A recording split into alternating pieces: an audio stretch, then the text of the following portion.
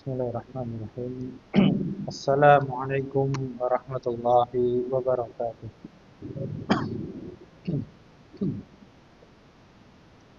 Innal hamdalillah nahmaduhu wa nasta'inuhu wa nastaghfiruh wa na'udzu billahi min shururi anfusina wa min sayyiati a'malina. Man yahdihillahu fala mudilla lahu wa man yudlil fala hadiya lahu. Asyhadu an la ilaha illallah wahdahu la syarika lah wa asyhadu anna Muhammadan abduhu wa rasuluh. Allahumma salli wa sallim wa barik ala nabiyyina Muhammad wa ala alihi wa sahbihi wa man tabi'ahum bi ihsan ila yaumil qiyamah. Amma ba'du, fa ya ayyuhalladzina amanu taqullaha haqqa tuqatih wa la tamutunna illa wa antum muslimun. Jamaah pengajian rahimani wa rahimakumullah, arsyadani Allah wa iyyakum ila sabilihi wa ta'atih. Senantiasa kita ingatkan pada diri kita semua untuk bersyukur kepada Allah Subhanahu wa taala atas segala limpahan karunia dan nikmat-Nya yang begitu banyak yang tak terhingga. Kita tidak mampu untuk menghitungnya. Namun kewajiban kita bukan menghitung-hitung nikmat tersebut. Namun kewajiban kita adalah mengingat nikmat tersebut, kemudian mensyukurinya dengan sebenar-benarnya, yaitu dengan menggunakan lisan kita untuk mengagungkan Allah, memuji Allah atas nikmat tersebut, diiringi dengan keyakinan dalam hati bahwasanya nikmat itu datangnya hanya dari Allah Subhanahu wa taala. Kemudian kita buktikan rasa syukur kita dengan menggunakan nikmat tersebut dalam ketaatan kepada Allah Subhanahu wa taala. Menggunakan kenikmatan tersebut untuk meningkatkan keimanan dan ketakwaan kita kepada Allah Subhanahu wa taala dengan sebenar-benarnya, yaitu menjalankan perintah-perintahnya dan meninggalkan seluruh larangan-larangannya. Jemaah pengajian rahimani wa rahimakumullah, alhamdulillah kita masih diberi kesempatan oleh Allah Subhanahu wa taala untuk menghadiri majelis ilmu yang di dalamnya Allah Subhanahu wa taala menurunkan ketenangan, memberikan keberkahan, sehingga di dalam majelis ini kita berharap kepada Allah Subhanahu wa taala untuk senantiasa memberikan ketenangan dan keberkahan di kehidupan kita semuanya. Dan kita berharap kepada Allah Subhanahu wa taala senantiasa memberikan istiqomah kepada kita semua di atas ketaatan kepada Allah Subhanahu wa taala hingga akhir hayat kita. Jemaah pengajian rahimani wa rahimakumullah, melanjutkan kajian rutin kita di hari Selasa malam ba'dal maghrib tentang tafsir Al-Qur'an. Kita sampai di surah Wasyamsi wa duhaha. Di pertemuan yang lalu kita telah membaca secara ringkas terjemahan dari isi daripada surah Asy-Syams tersebut. Maka di malam hari ini insyaallah taala billahi taala dengan izin dari Allah Subhanahu wa taala dan dengan pertolongannya kita membaca tafsir dari Syekh Abdurrahman bin Nasir As-Sa'di rahimahullah taala di dalam menafsirkan surah Asy-Syams ini. A'udzu billahi minasyaitonir rajim. Bismillahirrahmanirrahim. Di awal ayat Allah Subhanahu wa taala berfirman, "Wasyamsi wa duhaha." Kemudian dan seterusnya sampai akhir ayat, "Wala yakhafu uqbaha." Baru kemudian Syekh Abdurrahman bin Nasir As-Sa'di memberikan tafsiran di akhir dari paragraf ini. Beliau mengatakan aqsama ta'ala. Nah, itu ucapan Syekh. Jadi di lembaran yang kita bawa itu kan di awalnya kan menampilkan surah Asy-Syams sampai selesai. Kemudian Syekh mengatakan aqsama ta'ala, itu artinya Allah Ta'ala telah bersumpah. Allah Subhanahu wa taala telah bersumpah bihadhil ayatil azimati, dengan ayat-ayat yang agung ini, yaitu di beberapa ayat pertama, wasyamsi wa duhaha, Allah bersumpah dengan matahari dan waktu duhanya. Kemudian wal qamari idza talaha, Allah bersumpah dengan rembulan. Wan nahari idza jallaha, Allah bersumpah dengan waktu siang. Wal laili idza yaghshaha, Allah bersumpah dengan waktu malam. Was samaa'i wa ma banaha, Allah bersumpah dengan langitnya. Wal ardi wa ma tahaha, Allah bersumpah dengan bumi.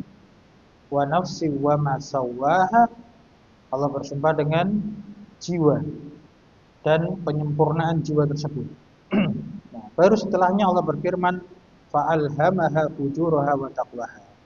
Allah Subhanahu wa taala memberikan ilham, alhama, memberikan ilham, memberikan petunjuk kepada jiwa tersebut tentang kefajirannya dan ketakwaannya. Nah, kata Syekh rahimahullah taala, Allah Subhanahu wa taala bersumpah dengan ayat-ayat yang agung ini yang telah kita sebutkan tadi, ala nafsil muflihati wa ghairiha. Bersumpah atas jiwa yang muflih, beruntung. Wa ghairiha, dan yang selainnya, maknanya yang tidak beruntung. Nah, jadi tadi sumpah Allah Subhanahu wa taala sampai firman-Nya fa'alhamah fujuraha wa taqwaha, itu adalah sumpahnya Allah Subhanahu wa taala. Nah, lalu yang disumpah itu apa? Kan gitu. Bagaimana telah berlalu dalam penafsiran surat-surat yang lainnya kan sering Allah bersumpah. Nah, kan ada sumpahnya. Nah, yang disumpahi dengannya dan disumpahi atasnya itu apa?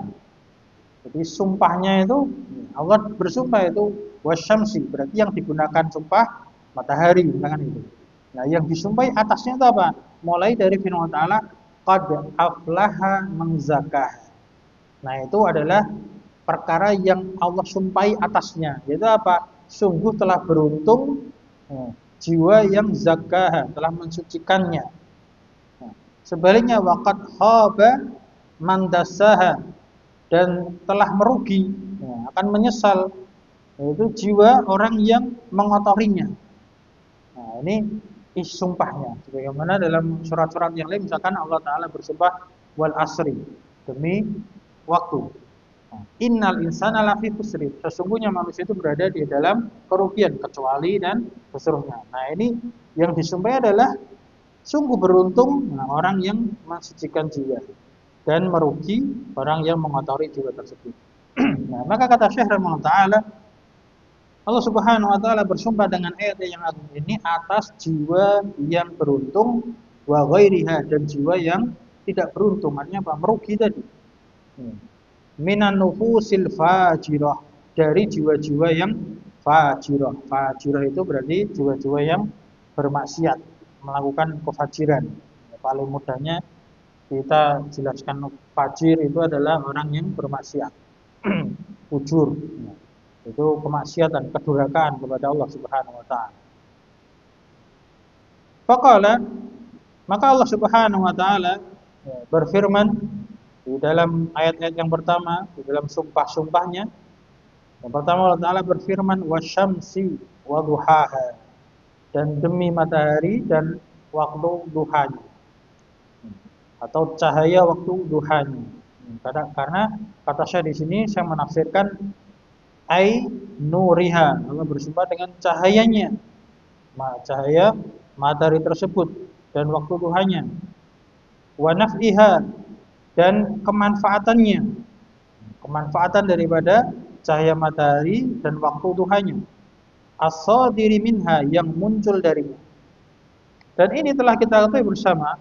Nah, kalau kita dulu belajar di sekolahan, itu di pelajaran IPA itu ya, manfaat matahari.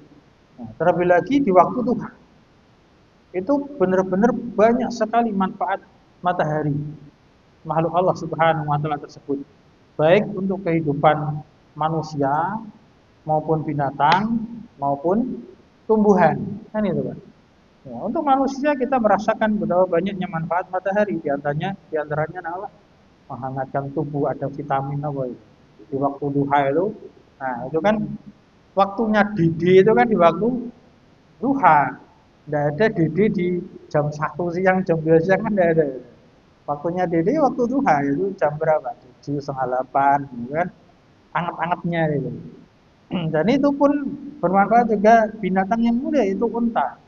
Ya, unta itu waktu itu banyak apa berjemur sampai anak-anak unta itu mulai kepanasan baru mereka istilahnya itu berteduh, itulah selesainya waktu duha.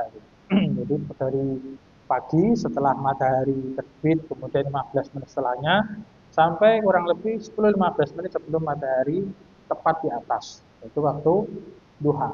Betapa banyak manfaatnya tadi untuk manusia, menghangatkan tubuh, vitamin, kemudian memberikan cahaya, penerangan. Demikian pula kalau kepentingan kita manusia apa, mengeringkan pakaian. Dan masih banyak manfaat yang lainnya. Demikian pula dengan binatang. Binatang juga hampir sama dengan manusia. Kemanfaatannya mendapatkan manfaat dari matahari juga seperti itu. Demikian pula dengan tumbuhan. Nah, tumbuhan itu mendapatkan manfaat dari sinar matahari untuk melakukan proses apa nih Pak namanya? Fotosintesis. Ya, fotosintesis atau fotosintesa. Jadi dari hijau daun memanfaatkan cahaya matahari kemudian ya, untuk masaknya apa daun-daun itu. Kemudian dari situ bisa memunculkan oksigen. Kembalinya manfaatnya kepada siapa? Manusia lagi. Nah, ini namanya ayat-ayat kauniyah. Nah, ini namanya ayat-ayat kauniyah. Dari dalam surah Asy-Syams ini Allah Subhanahu wa taala mengingatkan kepada kita ayat-ayat syar'iyah sekaligus ayat-ayat kauniyah. Jadi ayat-ayat syar'iyah itu apa yang Allah sebutkan, nah, yang Allah sampaikan di dalam Al-Quran atau melalui lisan Rasulnya dalam hadis-hadisnya. Itu namanya ayat syar'iyah. Ayat itu hanya tanda, ya, tanda kebesaran Allah Subhanahu Wa Taala. Dan demikian pula dengan ayat-ayat kauniyah. Kauniyah itu artinya sesuatu yang wujud, yang ada di hadapan kita, yang bisa diindrawi. Nah, adanya matahari bisa kita rasakan dengan panca indera kita. Ini menunjukkan tanda-tanda kebesaran Allah Subhanahu wa taala. Kemudian ayat berikutnya Allah Subhanahu wa taala berfirman, "Wal qamari idza talaha." Dan demi rembulan apabila talaha itu maknanya ai tabi'aha. Jadi talaha itu artinya tabi'aha, mengikutinya, mengiringinya. Fil manazili, di dalam tempat-tempatnya, maksudnya tempat-tempat peredarannya, wan nuri dan cahayanya. Nah, dan ini juga telah kita ketahui bersama bahwasannya matahari itu muncul di siang hari dari timur ke barat. Kalau dari barat nanti kiamat ya. Kalau terbitnya dari barat itu sudah tanda kiamat besar. Nah, kemudian setelah terbenam gantian rembulan yang muncul. Gantian rembulan yang muncul sesuai dengan tempatnya peredarannya itu di atas langit ini. Berputar, beredar di atas langit. Itu rembulan mengikuti matahari. Demikian pula di dalam cahayanya. Di dalam cahayanya. Dan di sini masalah pencahayaan itu ada beberapa pendapat. Di antaranya ada yang berpendapat bahwasannya sebagaimana yang sering kita dengar di pelajaran IPA juga dulu, kalau rembulan itu cahayanya hanya memantulkan dari cahaya matahari. Nah, itu sebagian pendapat seperti itu. Namun ada pendapat yang lainnya sesuai dengan dohir dalam Al-Quran yang lainnya, di ayat yang lainnya Allah juga berfirman yang artinya apa? Wal qamari nurun, dan rembulan itu adalah cahaya. Artinya apa? Rembulan itu juga mengeluarkan cahaya sendiri sebagaimana benda-benda langit yang lainnya yang disebut dengan bintang. Jadi benda langit yang mengeluarkan cahaya itu namanya bintang, dalam pelajaran dulu. Ini adalah rembulan makhluk Allah Subhanahu wa taala yang Allah juga bersumpah dengannya menunjukkan keagungannya. Dan rembulan itu juga punya kemanfaatan untuk kita semua, untuk kita manusia. Di antaranya kalau di malam hari kita bisa menentukan arah itu dalam kegelapan malam, kita masih bisa menentukan arah apabila kita mempelajari ilmu rembulan itu kalau tanggal berapa itu munculnya dari mana ke mana, itu ada hitung-hitungannya Pak. Cuman kita mungkin tidak mau pelajari secara detail. Demikian pula dengan bintang itu, rasi bintang. Kalau ada bintang apa, itu berarti letaknya di timur, di mana. Itu juga petunjuk arah di waktu malam meskipun gelap gitu. Jadi kalau kita belajar seperti itu bermanfaat buat kita. Dan juga rembulan punya manfaat dalam masalah apa? Pasang surut air laut. Nah, itu pengaruh daripada rembulan ini. Cara teori yang pernah kita pelajari seperti itu. Nah, ini adalah makhluk Allah Subhanahu wa taala yang penuh dengan kemanfaatan. Kemudian ayat berikutnya Allah Subhanahu wa taala berfirman, "Wan nahari idza jallaha." Dan demi waktu siang apabila waktu siang itu menampakkannya, hanya kembali ke matahari. Jadi waktu siang itu menampakkan matahari. Maksudnya adalah jalla, menampakkan ma'ala wajhil ardi, apa yang ada di atas muka bumi, wa awdahahu, dan menjadikannya terang.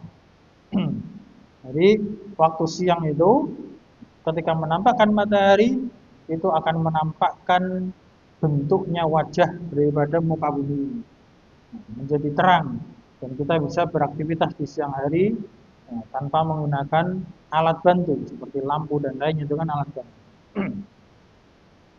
Kemudian ayat berikutnya Allah Ta'ala berfirman, "Walaili idza yaghshaha."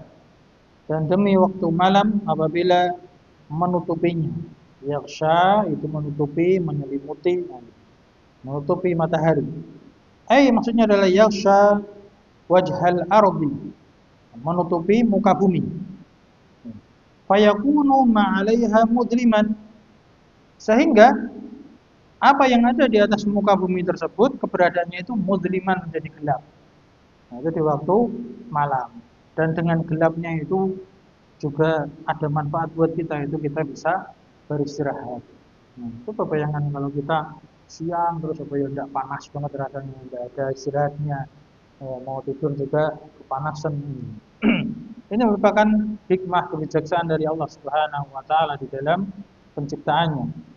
Maka kata Syekh rahimahullah taala, beliau mengatakan dalam penjelasan berikutnya, fa ta'aqubul zulumati wadhiya'i wasyamsi wal qamari ala hadzal alami.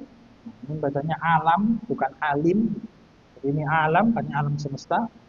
Bintidamin wa itqanin wa qiyamin limasalihil ibadi akbaru dalilin ala anna allaha bikulli syai'in alim. Artinya fata'aqubul zulumah itu silih bergantinya, saling bergantian. Ta'aqub itu saling bergantian antara zulumah wal diya, kegelapan dan cahaya, terang. Silih bergantinya antara gelap dan terang. Wasyamsi wal qamar, dan silih bergantinya matahari dan rembulan, ala hadzal alam, atas alam semesta ini, bintidamin, dengan teratur. Jadi silih bergantinya itu teratur banget. Wa itqanin, dan pelaksanaannya juga sangat baik. Itqan itu melaksanakan dengan cara yang baik, dengan mutqin.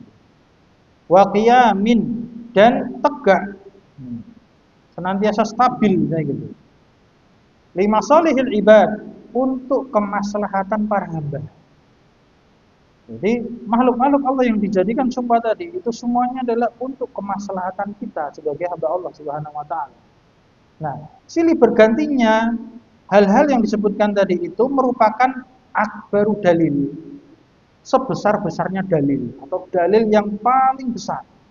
Ala annallaha, yang menunjukkan atas bahwa Allah Subhanahu wa taala itu bikulli syai'in alim, terhadap segala sesuatu maha mengetahui. Wa ala kulli syai'in qadir, dan atas segala sesuatu Allah maha mampu. Wa annahul ma'budu wahdahu, dan juga menunjukkan apa? Bahwasanya dia Allah Subhanahu wa taala itu adalah al-ma'bud, sesembahan. Dan yang disembah, wahdahu, satu-satunya saja. Alladzi, yang kullu ma'budin siwahu fabatilun, semua sesembahan-sembahan yang lain itu adalah batil. Nah, sebagaimana sudah kita sampaikan dalam makna dari kalimat la ilaha illallah. Ya. Tahu mana la ilaha illallah Pak, yang tepat dalam bahasa Indonesia artinya apa kemarin? Tidak ada sesembahan yang benar kecuali Allah. Jadi ada kalimat yang benarnya.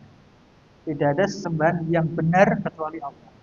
Kenapa? Kalau kita hanya mengatakan tidak ada sesembahan kecuali Allah, berarti kita mengingkari kenyataan. Kan itu. Mengingkari kenyataan. Karena apa? Ada sembahan-sembahan selain Allah, kan itu. Jadi kita nggak bisa mengatakan tidak ada sembahan kecuali hanya Allah. Jadi kita harus mengatakan tidak ada sembahan yang benar kecuali hanya Allah. Itu satu sisi. Sisi yang lain, kalau kita hanya mengatakan tidak ada sembahan kecuali Allah, berarti nanti sesembahan-sembahan yang ada itu semuanya adalah Allah. Nah, jadi penerjemahan seperti itu kurang tepat. Dalam bahasa Arab pun orang-orang Arab juga tidak menafsirkan seperti itu. Makna daripada la ilaha illallah itu adalah la ilaha haqqun illallah. Jadi ada kata haqqun yang memang orang-orang Arab itu sudah mengetahui, jadi nggak perlu disebutkan. Kenapa ada kata haqqun? Karena dalam susunan bahasa Arab, la di situ namanya la nafiyatun lil jinsi. Kalau kita yang belajar bahasa Arab nahwu, itu ada namanya la nafiyatun lil jinsi, menafikan seluruh jenis. Nah, kemudian la di sini butuh isim dan khobar. Jadi butuh dua kata setelahnya. Nah, ketika kita mengatakan la ilaha, itu ilaha itu adalah isimnya la. Lah khobarnya mana? Khobarnya itu disembunyikan, yaitu hakun. Sudah dimaklumi oleh orang-orang Arab. Jadi maknanya la ilaha hakun. Itu dalam bahasa Arab sudah seperti itu, sudah dimaklumi. Jadi mereka tidak perlu mengatakan ada katanya hakun itu, tapi sudah dipahami. Maka kalau kita terjemahkan dalam bahasa Indonesia, kita terjemahkan bahasa Arab sesuai dengan pemahaman orang Arab, gitu. Sesuai dengan bahasa yang sebenarnya ini. Jadi tidak ada sesembahan yang benar kecuali hanya Allah. Sehingga di sini dikatakan, jadi fal kullu ma'budin siwahu, selain Allah Subhanahu wa taala itu adalah batil. Jadi sembahan-sembahan selain Allah adalah batil. Nah, kemudian jemaah kaum muslimin rahimani wa rahimakumullah. Pelajaran yang bisa kita ambil dari penjelasan yang barusan kita baca itu menunjukkan bahwasanya kita kaum muslimin itu sudah memiliki akidah yang sangat lurus dan sangat benar. Kita harus yakin. Yaitu meyakini apa? Ketuhanan itu benar-benar Maha Esa. Tuhan itu benar-benar Esa. Nah, tidak ada Tuhan yang benar selain Allah Subhanahu wa taala. Baik dari sisi sifat ketuhanannya, itu kalau dalam bahasa akidah itu namanya tauhid rububiyah. Kita mengesahkan Allah dalam hal rububiyahnya Allah, yaitu Allah Maha Pencipta, Allah Maha mengatur dan Maha menguasai. Itu hanya Allah saja satu-satunya. Jadi yang menciptakan matahari ya hanya Allah. Yang menguasai mengatur matahari, rembulan dan lain-lain tadi hanya Allah Subhanahu wa taala. Itu adalah keyakinan kita kaum muslimin. Sehingga kalau kita meyakini hanya Allah yang mencipta, menguasai, mengatur, konsekuensinya apa? Kalau kita beribadah ya hanya kepada Allah. Kalau kita berdoa, nah ibadah yang paling utama itu apa? Sebagaimana dalam hadis Nabi SAW, inti daripada ibadah itu adalah doa. Nah, inti daripada ibadah itu adalah doa. Sebagaimana sholat itu secara bahasa artinya adalah doa. Maka kalau kita beribadah hanya kepada Allah. Kalau kita berdoa, minta ya hanya kepada Allah Subhanahu wa taala, jangan kepada selainnya. Ya, karena tadi Allah Maha Mencipta, menguasai dan mengatur. Tauhid rububiyah mempunyai konsekuensi dalam tauhid ubudiyah atau uluhiyah. Tauhid dalam hal peribadahan. Kita berdoa, beribadah hanya kepada Allah Subhanahu wa taala. Nah, ini berbeda dengan keyakinan orang-orang musyrikin. Ketika mereka punya keyakinan, apalagi orang-orang musyrikin yang jelas-jelas kesyirikannya meyakini bahwanya adanya Tuhan. Nah, Tuhan itu kalau dalam bahasa Inggris nama Pak? God gitu aja. Nah, God itu kan kalau dalam bahasa lain dalam terjemah Indonesia itu bisa diartikan apa? Dewa. Kan itu. Jadi mereka ada meyakini ada dewa matahari kan itu. Ada dewa nawa, ya dewa bulan mungkin, dewa cahaya, dewa kegelapan. Nah, makanya dalam bahasa Inggris juga itu Kalau yang suka nonton film itu dulu namanya ada God of Gambler. Nawar nih Pak ini. Ya, dewa judi kan apa? Nah, itu kan artinya apa? God itu hanya dewa, hanya Tuhan. Itu orang-orang musyrik kan kayak gitu. Dewanya banyak banget itu. Tuhannya banyak itu. Ada dewa matahari. Nah, itu seandainya masing-masing dewa itu punya kepentingan sendiri-sendiri, rusak alam semesta ini. Bubrah, Pak. Dewa mataharinya pengen menampilkan mataharinya. Dewa rembulan, wah aku juga pengen menampilkan rembulan ya. Nah, kemudian matahari sama rembulan muncul bareng-bareng ya bisa tabrakan gitu. Nah, bisa hancur alam semesta ini itu kalau apa? Tuhannya berbilang. Kalau Tuhannya banyak itu orang-orang musyrik kan gitu. Dewa kegelapan pengen menampakkan kegelapannya, dewa cahaya pengen menampakkan cahayanya. Ya nggak jelas ini siang apa malam, terang apa gelap, nggak jelas itu. Nah, ini menunjukkan tidak teratur kalau yang menguasai, yang merajai alam semesta ini berbilang lebih dari satu. Nah, kita kaum muslimin alhamdulillah ini semakin meningkatkan, menambah keimanan kita kepada Allah Subhanahu wa taala. Satu-satunya sesembahan yang benar, yang berhak untuk diibadahi, itu yang maha mencipta, menguasai dan mengatur seluruh alam semesta ini sehingga alam semesta ini benar-benar teratur di dalam pengaturannya Allah Subhanahu wa taala. Jemaah kaum muslimin rahimani wa rahimakumullah. Kemudian di ayat berikutnya Allah Subhanahu wa taala berfirman, "Was-samaa'i wa ma banaha." Yang artinya dan demi langit dan pembinaannya. Kalau dalam Al-Qur'an terjemahan itu diterjemahkan binaa itu, banaha itu pembinaannya. Jadi pembinaan itu kata dasarnya adalah bina. Bina itu berasal dari kata bahasa Arab. Dari kata bana, ini banaha kan itu. Ya beni binaan. Itu artinya itu membangun, Pak. Jadi banaan atau binaan itu artinya membangun. Jadi demi langit dan pembangunannya, pembinaannya. Dan apabila kita melihat langit itu, insya Allah, ini juga makhluk Allah yang luar biasa. Namanya langit itu kan sesuatu yang ada di atas. Kalau kita lihat bangunan buatan manusia, langit-langit misalkan itu, langit-langit masjid kan di atas, Pak. Bisa nggak ngambang tanpa ada tiangnya? Nggak mungkin kan itu. Nah, kalau langitnya Allah Subhanahu Wa Taala itu langit-langit di atas itu benar-benar ngambang, Pak. Ada tiangnya kan nggak ada itu. Itu menunjukkan apa? Kekuasaan Allah Subhanahu Wa Taala itu. Nah, Allah Maha berkuasa, Maha mampu untuk menciptakan segala sesuatu. Jadi di sini Allah Subhanahu Wa Taala bersumpah dengan langitnya, demi langit dan demi pembinaannya. Namun kata Syekh rahimahullah taala bagaimana di dalam surah Al-Lail yang lalu itu juga ada kalimat wa ma dzakara wal unsa wa ma khalaqa dzakara wal unsa. Itu ma di situ dalam bahasa Arab kata Syekh rahimahullah taala yahtamilu anna ma mausulatun. Nah, jadi memungkinkan bahwasanya kata ma di sini dalam ayat ini itu adalah ma mausulah. Ma mausulah itu artinya sesuatu yang menciptakannya. Nah, maka di sini wa ma banaha, kalau ma-nya itu mausulah maka menerjemahkannya adalah demi langit dan demi zat yang membangunnya. Zat yang membangunnya berarti siapa? Allah Subhanahu wa taala. Maka kata Syekh rahimahullah taala fayakunul iksamu, maka keberadaan sumpah tersebut adalah bisamai dengan langit wa baniha, dan bersumpah juga dengan bani, ini isim fa'il dalam saraf. Bani itu yang membangun. Kalau dalam saraf ya bana bana ya bani binaan banin. Isim maf'ulnya mabniyun. Nah, itu. Ibni, la tabni, mabnan, mibnan, bunya, yubna. Itu kalau tasrifan gitu, Pak. Ini bani itu artinya zat yang menciptakannya.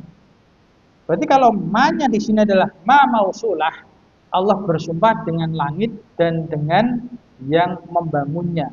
Siapa yang membangunnya? Allazi huwa Allahu tabaraka wa ta'ala. Nah, yang membangunnya adalah Dia, Allah yang Maha tabaraka wa ta'ala, yang Maha memberkahi dan Maha tinggi. Ya, Allah yang Maha tinggi dan memberkahi. Nah, ini kalau ma-nya itu adalah ma mausulah. Nah, namun ada kemungkinan yang lainnya, wa yahtamilu annaha masdariyatun. Dan mungkin juga ma di situ namanya ma masdariyah. Dan penafsiran seperti ini di kitab-kitab tafsir yang lainnya juga dijelaskan seperti ini. Di tafsirnya Imam Ibnu Katsir juga demikian. Bahkan malah lebih rinci lagi, lebih banyak perbedaan pendapat dari a'immah al-mufassir, para imam ahli tafsir. Ini diringkas oleh Abdurrahman bin Nasir As-Sa'di rahimahullah taala. Jadi mungkin juga kata ma di sini adalah ma masdariyah. Ma masdariyah itu artinya ma yang membuat kata tersebut menjadi kata benda. Artinya apa berarti? Demi langit dan pembangunannya. Pembangunan itu kan kata benda. Kalau tadi banin itu pelakunya, karena gitu. Sehingga kalau ini ma-nya masdariyah, fayakunul iksamu, maka keberadaan sumpah tersebut bisamai wa bunyaniha, bunyan bangunannya. Jadi sumpahnya adalah bersumpah dengan langit dan demi bangunan langit tersebut. Nah, sebenarnya tadi sudah kita gambarkan bahwasanya bagaimana bangunan langit itu di atas ketinggian namun tanpa ada tiang. Bisa ngambang seperti itu merupakan kehebatannya Allah Subhanahu wa taala, kemahakuasaannya Allah Subhanahu wa taala dalam menciptakan segala sesuatu. Alladzi huwa, yang penciptaannya tersebut, pembangunannya tersebut itu adalah merupakan ghayatu ma yuqaddiru minal ihkami wal itqani wal ihsan. Nah, ini adalah penjelasan beliau tentang bagaimana Allah Subhanahu wa taala membangun langit itu. Nah, itu adalah ghayatu, puncak daripada apa yang Allah yuqaddiru, takdirkan, apa yang Allah ciptakan atau takdirkan. Nah, bagaimana bentuk penciptanya Allah Subhanahu wa taala, kata Syekh, itu minal ihkam wal itqan wal ihsan. Nah, ini tiga perkara.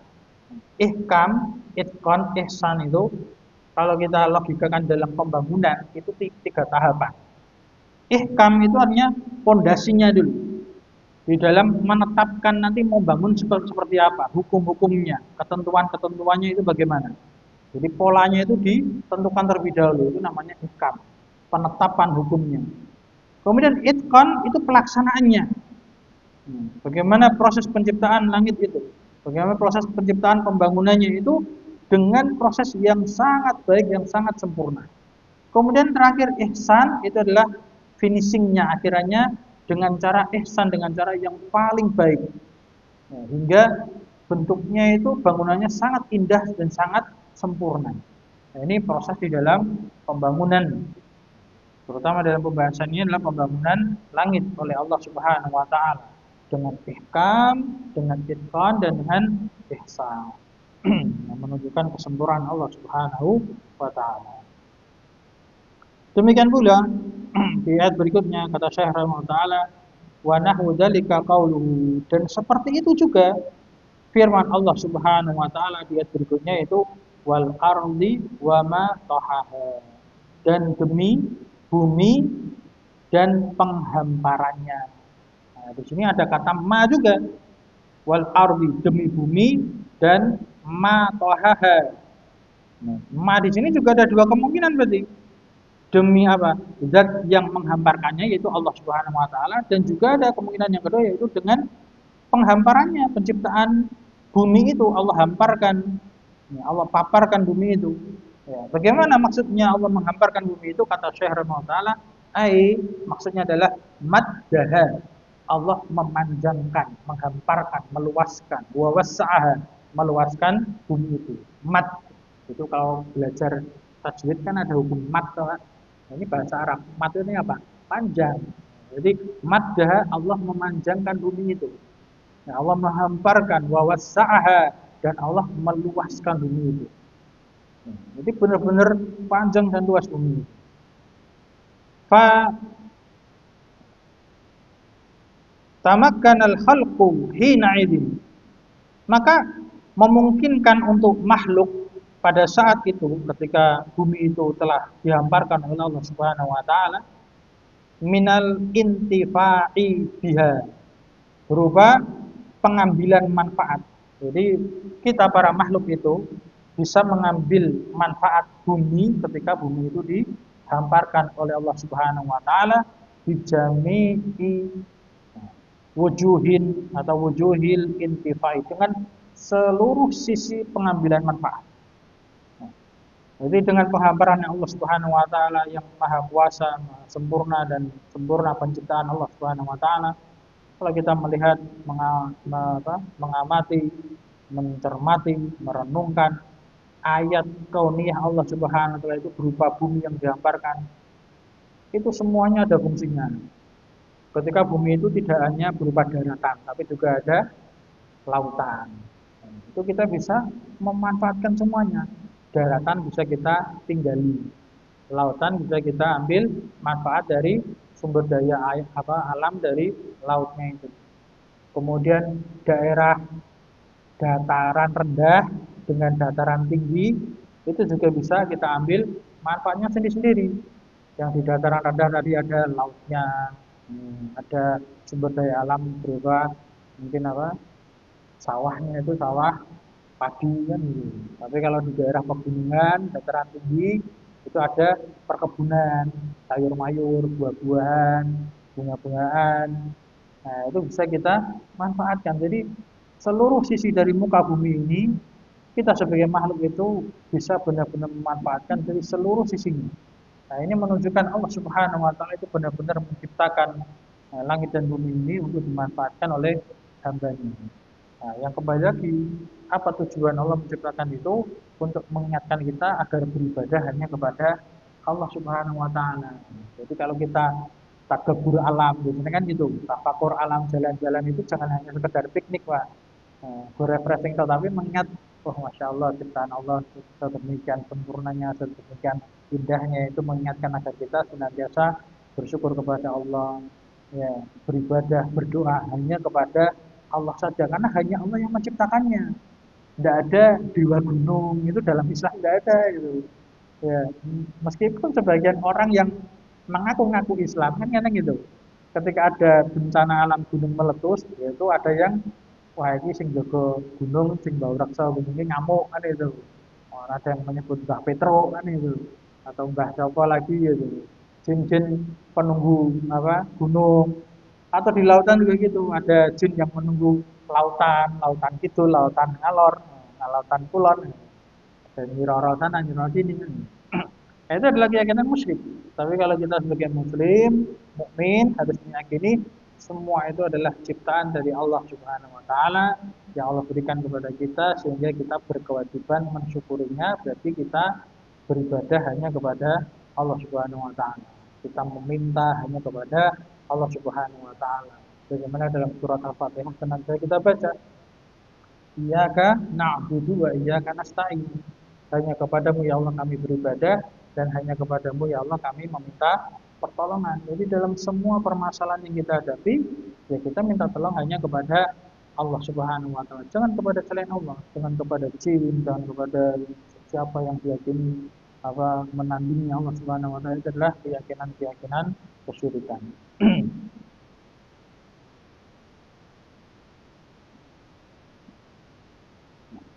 Kemudian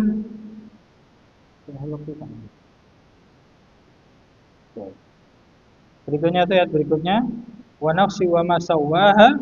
Nah, ini sumpah yang terakhir yang digunakan di dalam surah Asy-Syams, yang Allah ingin menjelaskan dan Allah mengingatkan kita bahwasanya nanti ada jiwa, itu wa nafsi wa ma sawwaha, artinya dan demi jiwa dan penyempurnaannya. Nah, ketika Allah bersumpah dengan jiwa itu, nanti Allah mengingatkan jiwa itu ada yang fajir, ada yang bermaksiat, dan ada yang bertakwa. Wa alhama fujuraha wa taqwaha. Ada yang bermaksiat dan ada yang takwa kepada Allah. Kemudian Allah sebutkan kisahnya kaum Nabi Soleh yaitu kaum Samud dan seterusnya. Insya Allah kita lanjutkan di pertemuan yang akan datang di nilai ta'ala. Nah ini sudah masuk waktu Isya ya. Semoga apa yang kita sampaikan pada kesempatan kali ini bermanfaat bagi kita semua, bisa meningkatkan keimanan dan ketakwaan kepada kita semua. Aku qauli hadza astaghfirullahaladzim li wa lakum wa li sa'iril muslimin wal muslimat wastaghfiruhu innahu huwal ghafurur rahim. Subhanakallahumma wa bihamdika asyhadu an la ilaha illa anta astaghfiruka wa atubu ilaik. Alhamdulillah.